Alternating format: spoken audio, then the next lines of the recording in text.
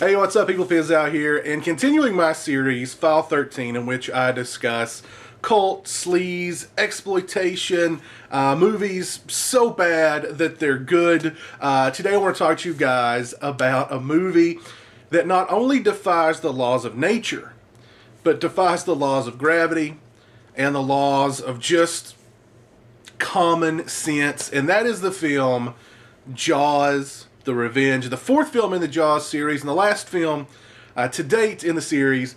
The movie was made for one simple reason, so that Lorraine Gary could have a big starring role in a movie. Her name above the title. She always wanted her name above the title. And it certainly didn't hurt matters that she was married to the head of the studio at the time, who said, okay, why don't we do another Jaws movie? Because that's probably the only movie anybody really remembers you from. We'll push the script out in about 2 days. We'll film the thing over the course of a couple of weeks.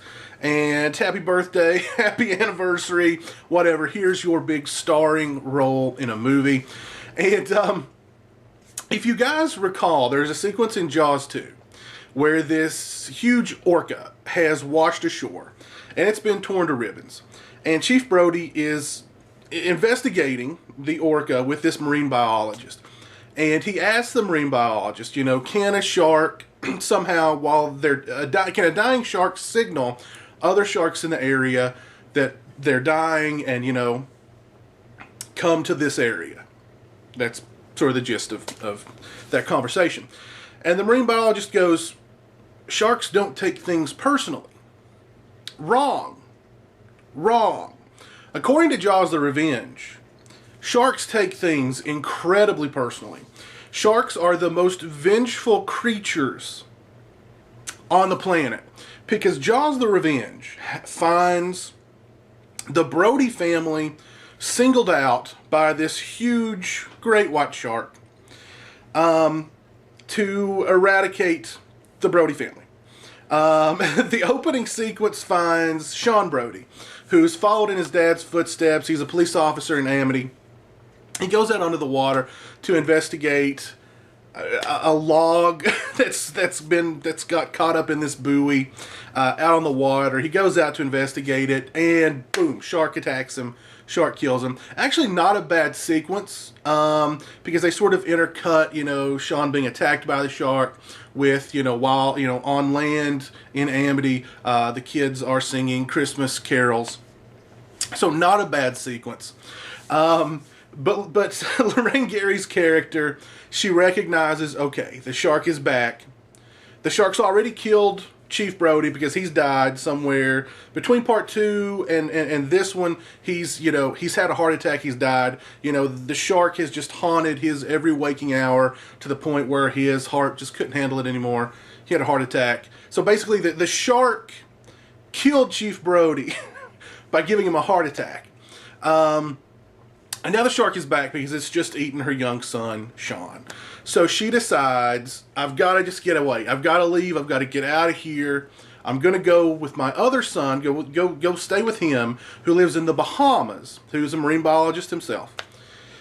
And lo and behold, the shark follows her from Amity to the Bahamas. And they're saying, well, sharks don't like warm water. Great white sharks don't like warm water. No, when vengeance, warm water, cold water, whatever the temperature of the water, will not stop a great white shark when it is out for vengeance. Because the shark, and they show the shark swimming in open water on his way to the Bahamas. And let me just take a minute to talk about the shark in Jaws: The Revenge.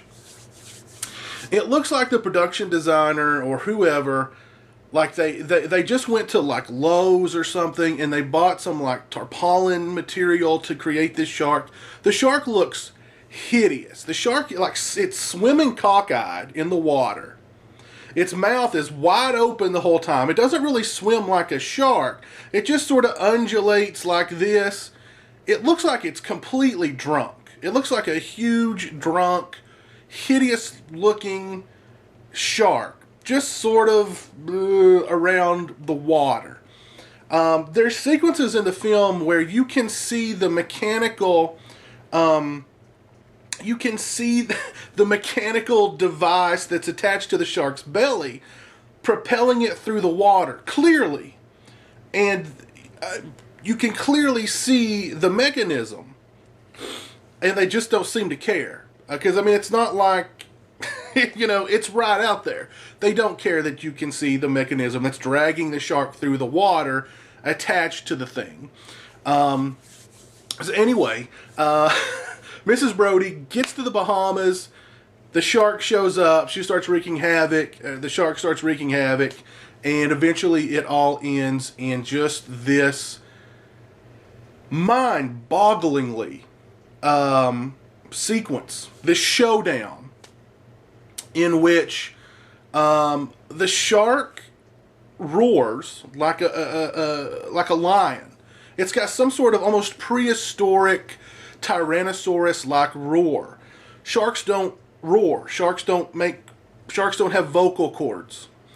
The shark is like, at the end, the shark is lifted up out of the water totally vertically, like 20, 30 feet up into the air, and just sort of hovers there long enough for the front of the boat to pierce the shark's neck, causing the shark to geyser all this blood out of its mouth. And it tears off the front of the boat, and it falls down, and it sinks into the water, and it dies. The movie is just an absolute mess. I mean, literally from start to finish. Michael Caine has a part in the film. He plays Hoagie, who is this, I think in the original script he was supposed to be like some kind of drug runner or something like that.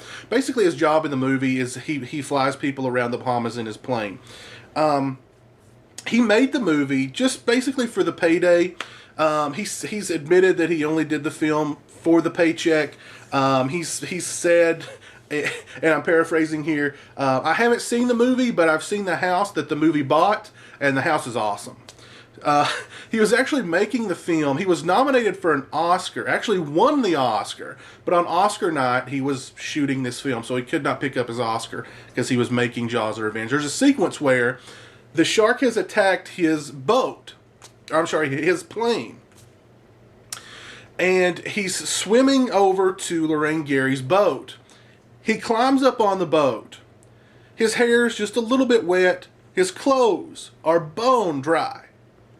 Bone dry. And I'm sure he was like, look, you can spritz a little bit of water in my hair, but you're not going to soak me. Okay? I'm Michael Caine. This is Jaws of Revenge. You're not going to soak me down. No, it's not going to happen. And I'm sure the director was like, whatever, people aren't going to notice. If people notice that, you know what I mean? That's just one of probably 100 things. Again, the mechanism that's actually propelling the shark through the water that's clearly visible in many sequences. At that point, the director was just like, let's finish this thing. God, let me out of here. It's a movie, like I said, it defies nature. It defies the laws of gravity. It just defies common sense. Yet at the same time, it is so painfully entertaining and watchable. It is literally, it's like watching a train wreck. You've got Mario Van Peebles in dreadlocks, in this like really bad Jamaican accent. His character, according to him, wasn't even in the script. They just sort of threw him in the film as to be a buddy to the other Brody, the older Brody's character played by Lance Guest from Halloween 2. And like all of his dialogue, according to him, was improvised. So I mean, that's what kind of sort of forethought they had going into this movie. But it's an absolute mess, but I love it. I love Jaws of Revenge. It's one of those movies you just... like the shark who spends the whole time with its mouth open, just sort of drunkenly through the water. That's kind of how you watch the movie. You just watch it with your mouth open like, wow, this was actually released. You know what I mean? People made this and it was released in theaters and, wow, a major studio made this film. This is the 4th film in the Jaws series. I mean, the original Jaws, how great it was. This is where it is just 3 movies later. Wow. But like I said, totally watchable, totally fun, such a mess, such an entertaining train wreck to watch. I've seen it countless times. I love it. There's a couple of different versions. There's a version where Mario Van Peebles' character lives. There's a version where Mario Van Peebles' character dies. The movie actually inspired the LJN NES video game that came out in the 80s, which I love. Again, a game that's almost universally reviled.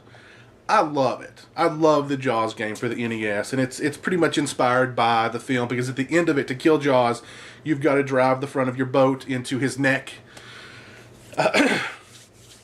It's like they're driving a stake into a vampire's heart. That's how they killed Jaws, a giant great white shark in this film.